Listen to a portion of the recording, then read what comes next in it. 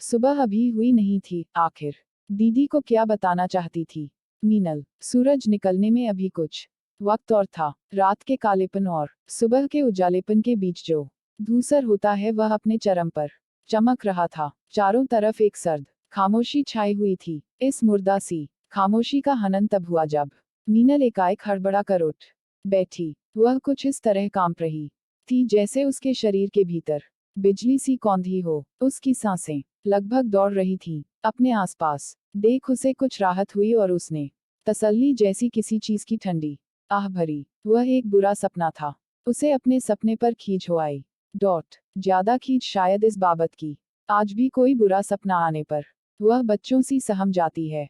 उसने घड़ी की ओर देखा तो एक नई निराशा ने उसे घेर लिया। वह घंटों का जोड़ भाग करती कि उसे याद हो आया कि कमरे में वह अकेली नहीं है। उसे हैरत हुई कि जो कुछ सामने हो उसे कितनी आसानी से भूला जा सकता है। वह धीमे कदमों से हॉल की तरफ बढ़ी।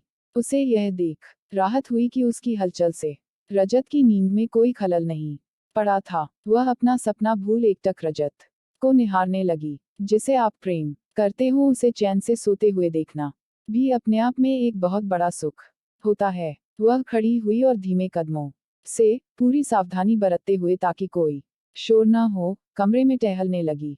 अनायास ही कांच की लंबी खिड़की के सामने आकर उसके कदम ठिठक गए। उसकी नजर कांच की लंबी खिड़की से बाहर पड़ी तो उसकी आंखों में जादू भर आया।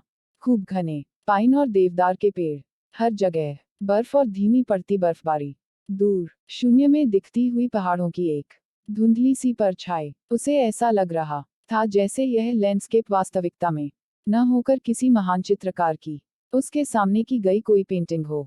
यह नायाब नजारा धीरे धीरे उसके भीतर उतरने लगा। अब उसके और इस अद्भुत नजारे के बीच बस कांच का एक टुकड़ा था। जैसे वह अपनी पूरी ताकत लगा बाहर की दुनिया के खुलेपन को मीनल के भीतर के बंद से मैला होने से बचाने की जद्दोजहद में हो। मीनल को लगा जैसे उसकी अपनी इस दुनिया से केवल 2 कदम दूर कोई दूसरी बहुत ही खूबसूरत दुनिया बसती है। जैसे पहली बार उसकी अपनी दुनिया और वह जिस दुनिया में होना चाहती है उनके बीच एक ऐसा फासला है जिसे वह सचमुच तय कर सकती है। उसने मन ही मन कुछ निश्चय किया और शायद वहीं कुछ एक चिट में लिख शीशे पर चिपका कर और ठंड के मुताबिक कपड़े पहन अपने कमरे से बाहर आ गई।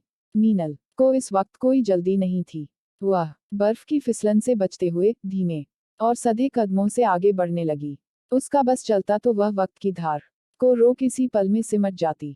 शायद वह खुद को पूरा सोख लेना चाहती थी। चलते चलते उसे लगा कि यह वही समय है जब सब कुछ बहुत दूर नजर आता है, हमारी पहुंच से बिल्कुल बाहर रह जाते हैं केवल हम और बच जाता है हमारा नितांत अकेलापन या मीठा एकांत। वही समय है जो हमें परत दर परत खोलते हुए खुद ही के सामने उधेड़ कर रख देता है। हम अपने भीतर झांकते हैं साहस से या किसी मजबूरीवश और खुद को आर पार देखते हैं। पहले घड़ी देखने के बाद जो घंटों का हिसाब करना रह गया था वह अब सालों के हिसाब का रूप ले चुका था। शायद सच ही है जो कुछ भी हम सोचते हैं करते हैं वह हम तक वापस लौटता है और वह भी इसी जीवन में। मीनल चलते हुए बहुत दूर जा पहुंची थी और अब आसपास कोई जगह देखने लगी थी। जिस जगह वह बैठी वहां से दूर की पहाड़ियां भी एकदम साफ दिख रही थीं। शायद इसलिए ही उसने यह जगह चुनी। उसे पहाड़ों से एक लगाव हमेशा से रहा था। दूर पहाड़ियों की चोटियों पर पड़ी बर्फ की सफेद चादर उसे इस कदर आकर्षित करने लगी कि उसने वह बर्फ नजदीक से देखने की जगह अगले जन्म बर्फ की चादर हो जाने की कामना की। होने को तो जिस पगडंडी पर चलकर वह इस जगह तक आई थी ढेर सारा बर्फ वहां भी जमा था, लेकिन उसकी सतह से वह साफ सफेद होने की जगह धूल से मटमैली हो दागदार सी प्रतीत होती थी। यही कारण रहा होगा जिसकी वजह से इस बर्फ ने उसे इस कदर प्रभावित नहीं किया। न ही उसने इस बर्फ से गोले बना हाथों से कुछ खेलने की कोशिश की और न ही इसकी छुअन के ठंडेपन को महसूस तक किया। वह उसके होने को जैसे नकार कर बिना कोई दिलचस्पी दिखाए आगे बढ़ती गई थी। शायद जब हम किसी चीज को दूर से देखते हैं तो उस अनजान के झुरमुट में भी कुछ सुखद होने की आशा ही हमें विस्मित करती है। जब तक हम उस अनजान को नहीं जानते और उस के पास नहीं पहुंच जाते हमारा यह भ्रम बना रहता है और जैसे ही हम उस अनजान के नजदीक पहुंचते हैं हमारा। यह भ्रम कुछ यूं बिखरता है मानो भीतर बहुत कुछ टूट गया हो, ऐसा टूट जो किसी की नजर में आने का मोहताज नहीं होता, जिस टूट को केवल हम देख सकते हैं, जिसकी पीड़ा केवल हम खुद महसूस कर सकते हैं। पहाड़ों के सौंदर्य और सुनहले पुराने दिनों के बीच जरूर कोई अदृश्य लेकिन घनिष्ठ रिश्ता होता है, एक ऐसा रिश्ता जिसमें कभी गांठें नहीं पड़ती। मीनल को भी पहाड़ों की गोद में बैठ बीते किस्से याद हो आए। जीवन भले ही गंदे पानी के तालाब की तरह ही क्यों न रहा हो, उस गंदे से गंदे कीचड़ के बीच भी कुछ हसीन यादें दिलकश कमल की तरह उगाती हैं, और यादें भी वे जिन के गुजरते वक्त हम अनुमान भी नहीं लगा सकते कि ये हमारे जेहन का हिस्सा बन हमारे अंत तक साथ रहेंगी, और जिनसे लिपटकर हम अपना सारा जीवन गुजार देना चाहेंगे। याद आए किस्से अमूमन किसी बीते हुए प्रेम के होने चाहिए थे, किसी प्रेमी के होने चाहिए थे, लेकिन बादलों में मीनल को जो आकृति दिखाई दी वह बड़की दीदी की थी। उसने एक गहरी सांस अंदर खींची और कस कर आंखें भींच ली, लेकिन इसके बाद भी पलकों के घने अंधेरेपन में जब बड़की दीदी नजर आई तो वह कुछ कांप गई। उसने कुछ धीरे से आंखें खोली, यूं बड़की दीदी को याद करने की कोई खास वजह नहीं थी, और इस वक्त तो बिल्कुल भी नहीं, पर शायद हमारी जिंदगी के कुछ चुनिंदा खास लोग हमें इसी तरह याद आते हैं, बेवजह और बेवक्त। बड़की दीदी से उसकी एक अरसे से मुलाकात नहीं हुई है। उसे अचरज हुआ कि इतना समय बीत जाने पर भी उनकी छोड़ी छाप अमिट थी। बीते हुए दिन और ज्यादा पुरजोर तरीके से उसके सामने तैरने लगे थे। अतीत और वर्तमान के बीच की रेखा मध्यम होती हुई एकदम धुंधली पड़ चुकी थी। वह बड़की दीदी को घर की कोई बात बता रही थी।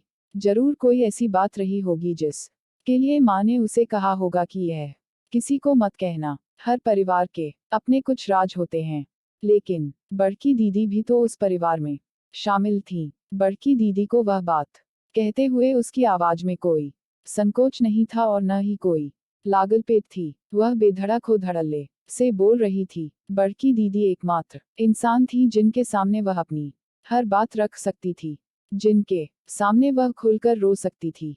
और जिंदगी में किसी ऐसे इंसान का होना जिसके सामने आप खुलकर रो सके, किसी वरदान से कम नहीं हुआ करता। एक बार उसने बड़की दीदी से कहा था, काश इंसान ने कोई ऐसी वॉशिंग मशीन भी बनाई होती जिसमें मैले हुए रिश्तों को चमकाया जा सकता, उसके सारे दाग धब्बे साफ किए जा सकते और सारी गिरहें खोली जा सकती। बड़की दीदी उससे सहमत नहीं थी। उन्होंने कहा था, बिना गिरहों का रिश्ता कभी मुकम्मल नहीं होता, जब तक दो लोग उन गिरहों को खोलने का खुद तकल्लुफ न उठाएं, या उन गिरहों के साथ भी अपने रिश्तों को न सहेज पाएं, वह रिश्ता मुकम्मल कैसे होगा। कई बार मीनल ने सोचा था कि बड़की दीदी उनके रिश्ते की गिरहें खोलने का प्रयास क्यों नहीं करती, पर उनके रिश्ते में दूरियां किस दिन या किस बाबत आई, इस पर ठीक उंगली रखना मुमकिन नहीं है। कई बार रिश्तों में किसी की कोई गलती नहीं होती, वह रिश्ता धीरे धीरे स्वयं खोखला हो जाता है या समय की बलि चढ़ जाता है। क्या प्रयास कर एक मरे हुए रिश्ते को जिंदा किया जा सकता है? मीनल ने खुद को झंझोरा। बड़की दीदी कहाँ सोचती होंगी मेरे बारे में, कहाँ मुझे याद करती होंगी। इतने सालों में एक फोन नहीं, एक मैसेज नहीं, क्या उन्हें कभी मेरी कमी महसूस नहीं हुई? मैं कैसी हूँ यह जानने की इच्छा नहीं हुई? इतनी खट्टी मीठी स्मृतियां, साथ बिताए साल, क्या सब कुछ? सवाल खुद से था तो जवाब भी खुद ही देना था, लेकिन मैंने भी कहाँ किया उनसे संपर्क। शायद उन्होंने भी कई दफा सोचा हो पर न कर सकी हूँ। अक्सर रोजमर्रा की जिम्मेदारियां पुराने रिश्तों पर हावी हो जाया करती हैं। उसने खुद ही को समझाने की कोशिश की। उसने अपने फोन में वह मैसेज खोला जो वह लिखकर कई बार पढ़ चुकी है। वह मैसेज जो उसने बड़की दीदी को लिखा तो था, लेकिन कभी भेज नहीं सकी। वह यह सब सोचते हुए बर्फ में ही लेट गई।